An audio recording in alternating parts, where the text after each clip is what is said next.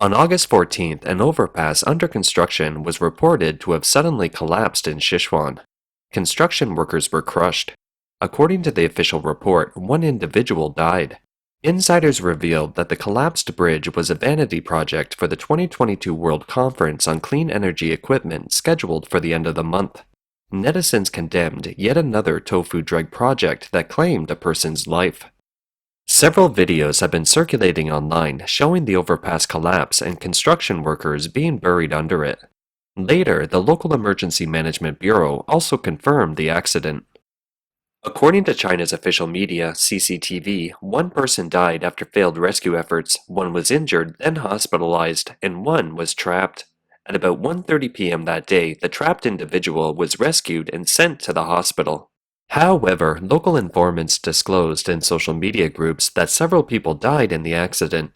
This is a key project of the local Urban Construction Bureau 3. Sichuan officials held a press conference on July 28th. They announced that the 2022 World Conference on Clean Energy Equipment would be held in Deyang City, Sichuan on August 27th to 29th. As a result, many municipal projects are being rushed. Many netizens are now criticizing the authorities for disregarding the life and death of construction workers for the sake of facade projects. Look at how much bribes the leaders have made from the project. Build such tofu dreg projects. People suffer when it's booming. People suffer too when it's collapsing. It was under construction. There was no way to blame it for the overload. It's time. The tofu dreg project has a short lifespan. You can't even call it a tofu dreg project, it's more like tofu jelly. In reality, bridge collapses like the one in Deyang City have occurred frequently in mainland China. On May 8, 2021, a bridge nearing completion collapsed in Zhejiang. It is reported that the bridge was part of the local coastal expressway with the largest investment of 38.6 billion RMB and was scheduled to be inspected at the end of June that year.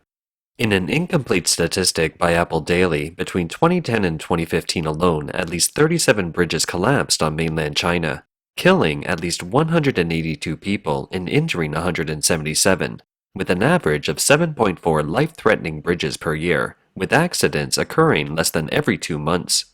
On the afternoon of August 13th, a flash flood happened in Sichuan Province, causing at least 4 deaths and 9 injuries. Many are still missing.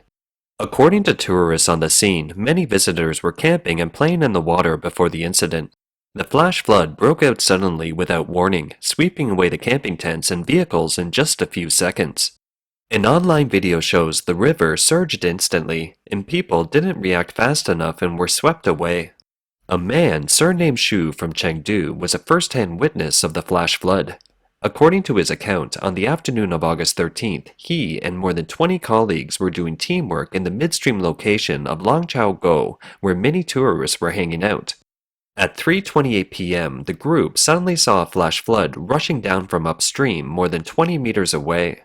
They screamed and hurried away to escape, but the speed of the flash flood was fast. In just a few seconds, the floodwater had already reached his feet and wet his shoes right after he ran to a slope close by. A tourist surnamed Wu also said that there were no signs in the water before the incident. From the discovery of the flash flood to the flood rushing to the face, it took an estimated 10 seconds.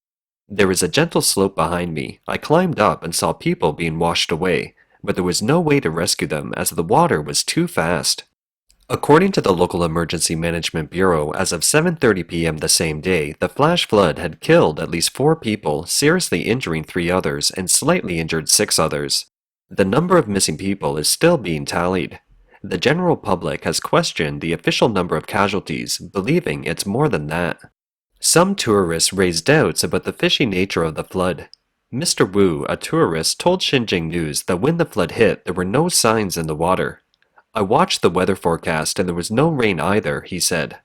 A villager from the area said that the stream is usually very shallow and the water is not fast.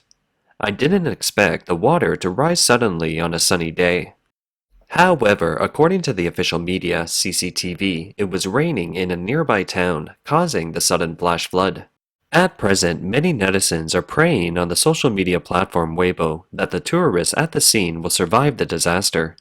Some lament how fragile life is and wish good people to stay safe in life.